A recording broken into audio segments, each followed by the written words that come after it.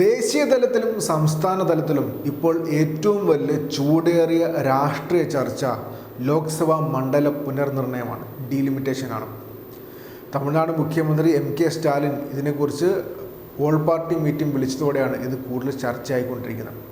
ഇതിലെ പ്രശ്നങ്ങൾ, ദക്ഷിണേന്ത്യൻ സംസ്ഥാനങ്ങൾ നേരിടാൻ പോകുന്ന പ്രശ്നങ്ങളെക്കുറിച്ച് തുടർച്ചയായിട്ട് പരസ്യമായിട്ടും സംസാരിച്ചുകൊണ്ടിരിക്കുന്ന മുഖ്യമന്ത്രി തമിഴ്നാട് മുഖ്യമന്ത്രി എം.കെ. സ്റ്റാലിനാണ്.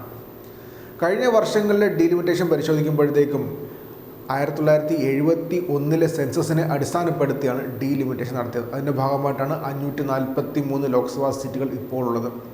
എന്നാൽ അതിനുശേഷം പിന്നെ 2021 സെൻസസ് അടിസ്ഥാനപ്പെടുത്തി വേണം ഡീലിമിറ്റേഷൻ നടത്തേണ്ടത് എന്നായിരുന്നു തീരുമാനിച്ചിരുന്നത്. അതിൻ്റെ ഭാഗമായിട്ടാണ് 2001 25 വർഷത്തേക്ക് അത് ഫ്രീസ് ചെയ്തത്. 2021 സെൻസസ് ഇതുവരെ നടത്തിയിട്ടില്ല. 2021 സെൻസസ് കോവിഡ് മൂലമാണ് മാറ്റിവെച്ചത് എന്നാണ് കേന്ദ്ര സർക്കാർ പറഞ്ഞിട്ടുള്ളത്. പക്ഷേ സെൻസസ് നടത്തിക്കഴിഞ്ഞാൽ വ്യക്തമായി മനസ്സിലാകാൻ പോകുന്ന പ്രധാനപ്പെട്ട ഒരു കാര്യം എന്ന് വെച്ച് കഴിഞ്ഞാൽ ജനസംഖ്യാ വർധനവിലുണ്ടായ മാറ്റമാണ്. ഉത്തരേന്ത്യൻ സംസ്ഥാനം, പ്രത്യേകിച്ച് ഉത്തർപ്രദേശ്, ബീഹാർ പോലുള്ള സംസ്ഥാനങ്ങൾ ശക്തമായ രീതിയിലാണ് ജനസംഖ്യാ വർധനം ഉണ്ടായിട്ടുള്ളത്. ജനസംഖ്യാ വർധനവിനെ പിടിച്ചു നിർത്താൻ ദക്ഷിണേന്ത്യൻ സംസ്ഥാനങ്ങൾക്കാണ് സാധിച്ചിട്ടുള്ളത്. കേരളം, തമിഴ്നാട്, കർണാടക, ആന്ധ്രാപ്രദേശ്, തെലങ്കാന പോലുള്ള സംസ്ഥാനങ്ങളിൽ ജനസംഖ്യാ വർധനവിന് ഒരു പരിധി വരെ പിടിച്ചു നിർത്താൻ സാധിച്ചിട്ടുണ്ട്, പ്രത്യേകിച്ച് കേരളം പോലുള്ള സംസ്ഥാനങ്ങളിൽ. അതുകൊണ്ട് തന്നെ ജനസംഖ്യയെ വെച്ച് പരിശോധിച്ച് പോവുകയാണെങ്കിൽ ഉത്തരേന്ത്യൻ സംസ്ഥാനങ്ങൾക്ക് കൂടുതൽ സീറ്റുകൾ കിട്ടുകയും ദക്ഷിണേന്ത്യൻ സംസ്ഥാനങ്ങളുടെ പ്രാതിനിധ്യം കുറയുകയും ചെയ്യുമെന്നാണ് ഇപ്പോൾ പുറത്തുവരുന്ന ഫോർമുല പ്രകാരം മനസ്സിലാക്കാൻ സാധിക്കുന്നത്. അതുകൊണ്ട് തന്നെയാണ് ഇതിനെതിരെ ഡീലിമിറ്റേഷനെതിരെ ശക്തമായ നിലപാടുമായിട്ട് തമിഴ്നാട് മുഖ്യമന്ത്രി എം.കെ. സ്റ്റാലിനും മറ്റ് രാഷ്ട്രീയ പാർട്ടികളും രംഗത്തിറങ്ങിയിട്ടുള്ളത്. 2021 നടക്കേണ്ടിരുന്ന സെൻസസ് കോവിഡ് മൂലം മാറ്റിവെച്ചു എന്നാണ് കേന്ദ്രം പറയുന്നത്. അതുമൂലം ഒരുപാട് പ്രശ്നങ്ങളുണ്ട്. 2011 ഇതിനു മുൻപ് ഒരു സെൻസസ് നടന്നത്. 2014 BJP സർക്കാർ അധികാരമേറിയതിനു ശേഷം ഇതുവരെ ഒരു സെൻസസ് നമ്മുടെ സംസ്ഥാനത്തോ നമ്മുടെ രാജ്യത്തോ അവർ നടത്തിയിട്ടില്ല. അതിൻ്റേതായ പ്രശ്നങ്ങൾ വേറെ ഒരുപാടുമുണ്ട്. അതിനിടയിലാണ് ഇപ്പോൾ ഡീലിമിറ്റേഷൻ എന്ന കാര്യമായിട്ട് കേന്ദ്ര സർക്കാർ മുന്നോട്ട് പോയിക്കൊണ്ടിരിക്കുന്നത്. 2026 ഡീലിമിറ്റേഷൻ നടത്തേണ്ടത് തന്നെയാണ്. അങ്ങനെയാണ് കാര്യങ്ങൾ തീരുമാനിച്ചിട്ടുള്ളത്. അതിനും ഇനി കേന്ദ്ര സർക്കാർ, മോദി സർക്കാർ പുറമോട്ട് പോകുമോ ഇല്ലയോ എന്നുള്ളത് വരാനുള്ള ദിവസങ്ങളിൽ അറിയാൻ പറ്റത്തുള്ളൂ. നിലവിലത്തെ സാഹചര്യം അനുസരിച്ച് അവർ മുന്നോട്ട് പോവുക തന്നെ ചെയ്യും. പക്ഷേ കണക്കുകൾ പരിശോധിക്കുമ്പോഴത്തേക്കും ദക്ഷിണേന്ത്യൻ സംസ്ഥാനങ്ങൾക്ക് കുറവ് വരാനാണ് സാധ്യത കൂടുതൽ. അതുകൊണ്ട് തന്നെ ഫോർമുലയിൽ മാറ്റം വരുത്തണമെന്നും അല്ലെങ്കിൽ 1971 നേരത്തെ ഫോളോ ചെയ്ത അതേ ഫോർമുല വെച്ച് പോകണമെന്നുമാണ് എം.കെ. സ്റ്റാലിൻ ഇപ്പോൾ പറഞ്ഞിട്ടുള്ളത്. മാത്രമല്ല, കൃത്യമായി പരിശോധിക്കുകയാണെങ്കിൽ ജനസംഖ്യ വളർച്ച ഫലപ്രദമായി നിയന്ത്രിച്ച സംസ്ഥാനങ്ങൾക്ക് പ്രാതിനിധ്യം നഷ്ടപ്പെടാനുള്ള സാധ്യത കൂടുതൽ. 543 എന്നതാണ് നിലവിലത്തെ അംഗബലം.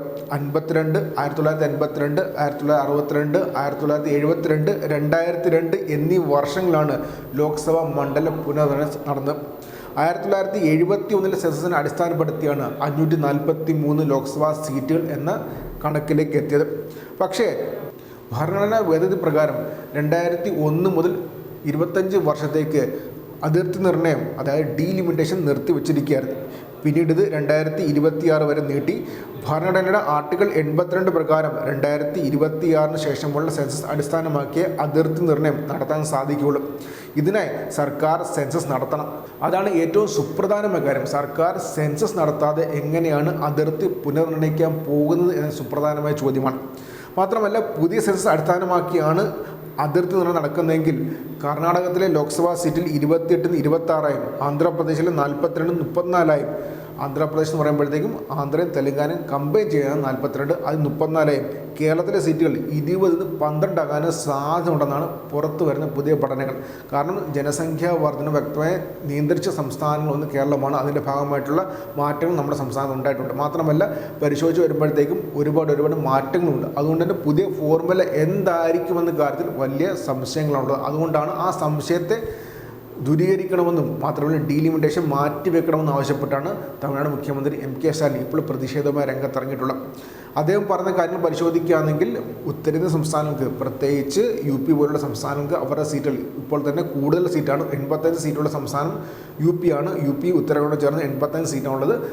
അത് ഓൾറെഡി കൂടും, ഏകദേശം ഇരട്ടിയാക്കാനുള്ള സാധ്യത ഉണ്ടെന്നാണ് പറയപ്പെടുന്നത്. 543 800ഓളം സീറ്റുകളിലേക്ക് ലോക്സഭാ സീറ്റുകൾ മാറും. അതിൻ്റെ ഭാഗമായിട്ട് UPയിലും ബീഹാറിലും സീറ്റുകളുടെ എണ്ണം ഇരട്ടിയാകുമെന്നുമാണ് ഇപ്പോൾ പറഞ്ഞിട്ടുള്ളത്.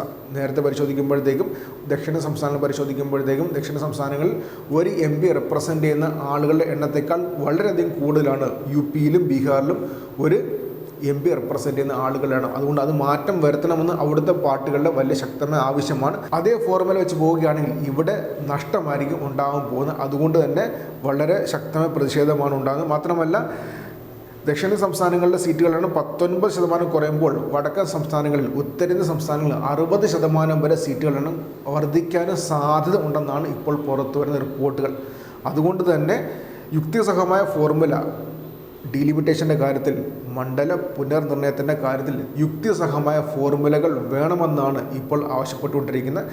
കേന്ദ്ര സർക്കാർ, പ്രത്യേകിച്ച് ആഭ്യന്തരമന്ത്രി അമിത്ഷാ ഇതിലൊരു പ്രശ്നം ഉണ്ടാകത്തില്ലെന്ന് ആവർത്തിച്ച് പറയുന്നുണ്ടെങ്കിലും പഴയ കാര്യങ്ങൾ പരിശോധിക്കുമ്പോഴത്തേക്കും യുക്തിസഹമായൊരു ഫോർമുല വരാനുള്ള സാധ്യത ഇല്ലെന്നാണ് തമിഴ്നാട് മുഖ്യമന്ത്രി MK സ്റ്റാലിൻ പറയുന്നത്. ഇതിൻ്റെ ഭാഗമായിട്ട് തമിഴ്നാട്ടിൽ ഓൾ പാർട്ടി മീറ്റിംഗ് വിളിച്ചിരുന്നു. BJP പങ്കെടുത്തില്ല ആ മീറ്റിങ്ങിൽ എന്ന കാര്യം കൂടി എടുത്ത് പറയേണ്ടതാണ്. എന്തായാലും 2026 ഭരണഘടനാ ഭേദഗതി പ്രകാരം 2026 എന്തായാലും ഡീലിമിറ്റേഷൻ നടത്തിയേ തീരൂ. പക്ഷേ അതിനു മുൻപേ ഒരു സെൻസസ് കൂടി നടത്തണം.